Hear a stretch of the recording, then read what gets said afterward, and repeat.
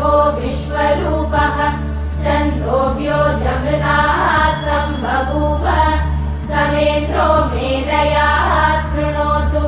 अमृतस्य देवधारणो भूयासम् शरीरम् मे विचर्षणम् जिह्वा मे मधुमत्तमा कर्णाभ्याम् भूरिविश्रुवम् ब्रह्मणः कोशोऽसि मेधया पिहितः श्रुतम् मे गोपाय ॐ शान्ति शान्ति शान्तिः ॐ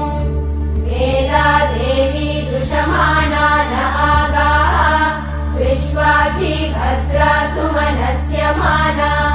त्वया जुष्टानुदमाना दुरुक्तान् बृहद्पदेव विदते सुवीराः त्वया जुष्ट ऋषिर्भवति देवि त्वया ब्रह्मा गतश्रीरुतत्वया त्वया जुष्टश्चित्रम् विन्दते वसुसानो जुषस्व द्रविणो न मेदे मेधाम् इन्द्रो ददातु मेधाम् देवी सरस्वती मेधाम् मे अश्विना भुवावा दत्ताम् पुष्करस्रजा